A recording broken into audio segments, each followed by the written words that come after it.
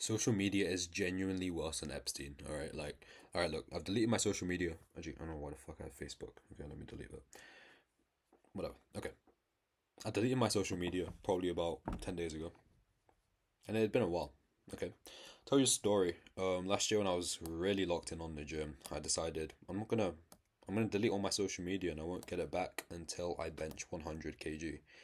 And just like that, I added 40 kg to my bench, probably in record time. At least you know how the people that I know bench 100 kg, like just did it in like November, like right after my 16th birthday. Nice. And my deal was okay. I get social media back after I bench 100 kg. Biggest fucking mistake I ever made. All right, listen up. It's completely plateaued my progress inside of the gym, and I've just realized this. All right, social media will kill everything. I'll get onto some other examples later, but in terms of the gym, all right, just completely killed it. You scroll on like YouTube or TikTok or something, and you see a video and it's like benching is not optimal. Instead, you should do incline dumbbell or use machines. Yo, that's a great idea. You know, I should actually start using machines instead because it's actually better. You know, it's less fatiguing. Start doing machines for a few weeks. And then I see a video of this guy on TikTok and he's benching 405 at like 17 years old. I'm not 17 yet, but I don't bench 405. All of a sudden I want to start benching again. Next few sessions I start benching. But then I get a bit tired one day and then I scroll and then this video really resonates with me and it's like, do you feel tired after your bench session? It's because it's not that optimal. You should instead use machines. So then I start using machines again. And I see a video of someone benching and I start benching. But then I don't really like how it feels, so I start using machines. I just go between each one every couple sessions, and I don't make any progress on my bench. My strength does not increase for months. For months, it doesn't increase. All right? Because I'm just autistically flip flopping between two ideas because of social media. All right? People say social media is bad because of comparison. All right? I'm not that weak in the mind that I start like comparing myself to like people. It's not about that for me. And it's probably not for you too if you're watching this video. The risk isn't that you compare yourself to other people, it's that you listen to other people. Because if you've made solid progress in the gym before, maybe you have, maybe you're a beginner, but if you're like me last year and you made really fast, really solid progress, it's because we just did the same thing like 4 times a week. I just benched 4 times a week. Progressive overload, simple barbell bench, didn't do any other exercise. Again, added a bit more weight, added a bit more weight, PR, PR, PR, PR, PR. Added 40 kg to my bench, alright? The only reason why I was able to do that, the only reason why you were able in the past to make really fast results was because you just did the same thing and then you did it again and again and again. You just showed up and just kept going again and again and again. All right? Like, this idea of social media is just so bad because it allows other people's opinions, which you otherwise wouldn't have seen, enter your life. Can you learn stuff on social media? Yeah, you can. Can you watch an informative YouTube video by Jeff Nippard and he teaches you something new? Yes, he can. But especially when it comes to fitness, the basics are more important. All right, just doing a bench, deadlift, a squat, and then a couple arm movements with dumbbells will build you just as good as a physique as someone that spends hours watching Jeff Nippard's videos and he learns all of the specific cues with his wrist movement and mobility and pronation and excronation. Just stop. Just stop listening to all of this advice. And that's what I'm going to start doing with my fitness, all right? It's not a priority for me right now. But when I'm inside of the gym, I'm just going to stick to the simple workout plan that I used to follow. Before, and this is another example too. I was doing push pull legs. I really enjoyed it. I was making good progress, and then everyone online and people were saying, "Oh, you should do upper lower, or you should switch up your workout split because it's not that optimal, and this will be better for recovery." Yeah, you're right. I should switch it up. Progress plateaued.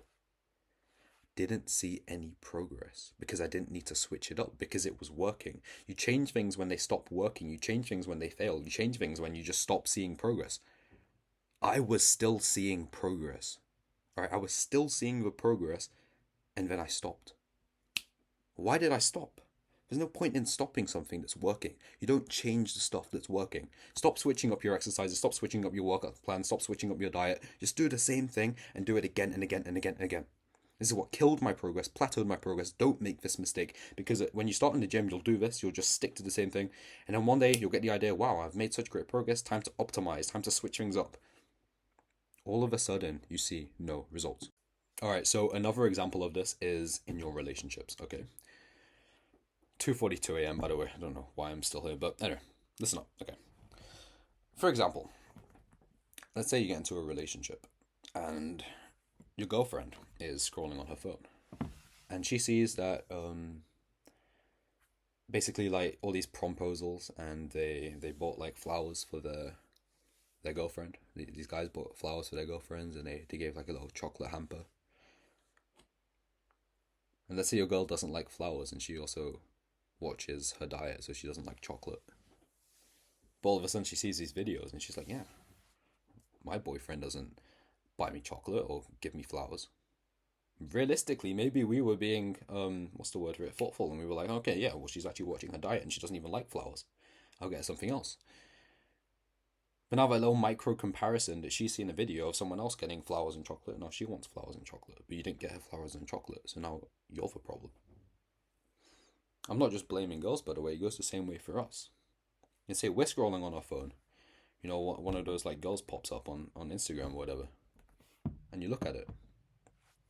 You keep scrolling, but in your mind, you've just compared that girl to your girlfriend, right? And the truth is, there's always a more attractive woman out there, right? That's just the reality of it, because it's social media. I mean, they all use plastic surgery, whatever. I'm not interested in any of that.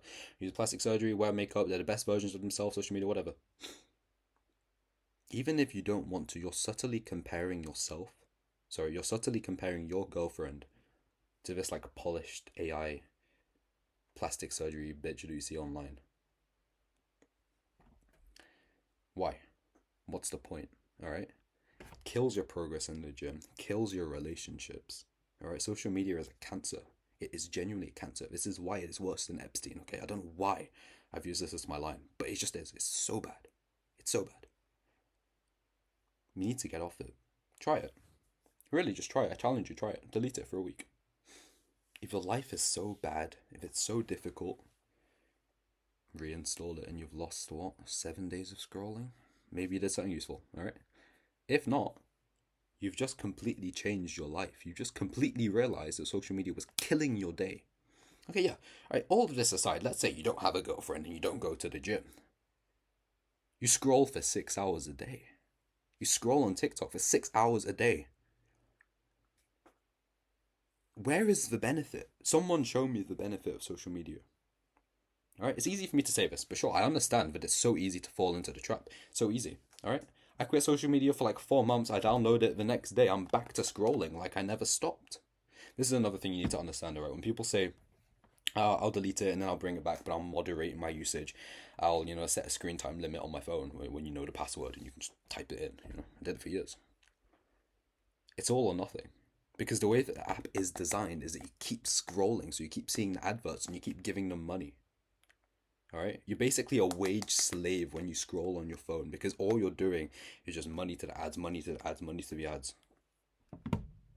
What are you doing? What are you doing? Actually, what are you doing? Okay? I just don't understand anymore why people don't see this. Social media is amazing. Nothing good is free. Nothing good is free. You have to pay for everything good in life. There's no such thing as a free lunch. Why is it free? Why is this amazing platform which can keep you entertained for hours and you can learn new things and you can learn tips and tricks for the airport and you can learn and watch these cool fitness videos? Why is it free? Well, you're paying with your life. You're paying with your time. Who gives a shit about money? You're paying with your life. Every single hour you spend on social media, you're giving money to these companies. But you're not just giving them money. You're not paying any money. You're giving your time, which is arguably so much worse. Money, you can always make more money. You've heard this before. You can make as much fucking money in the future as you want. Time, you're not getting it back. And I'd argue that, 1 year as a teenager is worth millions. People when they're older always say, I wish I was your age. Listen to them. Listen to them. Because, look, when you're old, you would pay $1 million. You'd pay $2 million to become a teenager again. Right now we're young, but you're just wasting it all on your phone. You're just scrolling it away. It's killing your progress in the gym. It's killing your relationships. It's wasting all of your time. There is genuinely no benefit to being on these platforms. All right? It's a difficult one because No, you text your friends on Instagram. I had this excuse too. But how am I going to text people? And I need to message people. Do you? Do you need to message people? Why don't you just see them in person? It's like people will message the guy that lives fucking 2 houses down instead of just going and knocking on his door. When I was a kid, I used to live in this neighborhood which had a lot of other children, like my age, a bit older, a bit younger. We didn't have phones back then. I mean, we did eventually, until like 13, 12. We didn't have phones at the start. We just knock on each other's doors and play outside. But why do we stop that? Why do we instead scroll on our phones and message people, make a group chat? Hey, you want to go out and make plans? Never end up going on the plans anyway, but besides that point, it's just a complete waste of time. Your family, you need their numbers.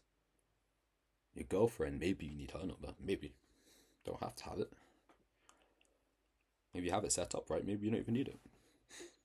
Close friends, you need their numbers, but logistically, yo bro, want to go to the gym tomorrow at 4? Yes. See them at the gym. Why do you need to be texting? If you need to get help from someone and they're across the world or you can't see them, give them a call. Just call them. Why text, especially on social media? You're using it as a cope, using it as a cover. You think the apps haven't thought this through? This is why Instagram has messaging on the app, because they know that people are aware these days of how shit it is, how bad it is for you. But they know that you'll be like, oh, well, I message people on Instagram now, so that's why you can't quit, because they've already thought it through. These apps are so clever. They spend billions a year to keep you trapped on the app, and you think that by installing some like blocker or by installing some screen time limit that you're going to quit, that you're going to moderate the time that you spend on it. They spent billions on it, billions, so you don't make progress, so you don't actually escape the bubble of being addicted. You're a slave to them. You're genuinely a slave to them. Making the money, scroll, money, money, money, money. Why? Just quit. Just try it. 7 days, give it up. 30 days, give it up. See how your life changes. Don't do some bullshit like just deleting the apps or just log in again. Deactivate, delete the accounts themselves. Deactivate Instagram, you can always bring it back. Get rid of it. Get rid of it. Alright, and you'll realize how stupid it was when you were posting those screenshots of your streaks on Snapchat when you were a bit younger, maybe, or maybe you're still doing it now. Embarrassing. Genuinely embarrassing. When you were posting yourself for no reason, just disrespecting yourself, disrespecting other people. Alright, you'll realize that it was just a whole bunch of shit and there was no point in doing it in the first place. But you only get this clarity once you step away, once you actually separate. Because right now you're all the white sheep just walking, just getting herded by the shepherd, which is Instagram, on the wheel again and again. But to be a black sheep and walk away, you can actually finally see that it is the shepherd of Instagram just pushing you to do all of this shit that wastes your time every single day, ruins your relationships, means you have no attention span. You can't even read a book. You can't even sit and work. Because of the apps. Is it worth it? Is it really worth it? Think about it. Alright? Bit of a rant today. Quick plug. If you want to get my help in improving your physique, changing your life, upgrading your fitness, and then thereby upgrading your life, check it out. Top link in the description. Get my help completely free. Go check that out. And yeah, subscribe to the channel if this was helpful and give it up. Just try. Honestly, alright, try. You can bring it back in 7 days. Try. 7 days, give it up. If any of the points I made today sound interesting, subscribe to the channel. If it made sense, then yeah, go ahead. 7 days, give it up. Come back, comment in the comments. You know, if you missed it so much, tell me why. I'm interested for other perspectives, but I think you'll find that it completely makes your life better and you'll never want to bring it back. Alright, thank you so much for watching this video. Catch you in the next one. Goodbye.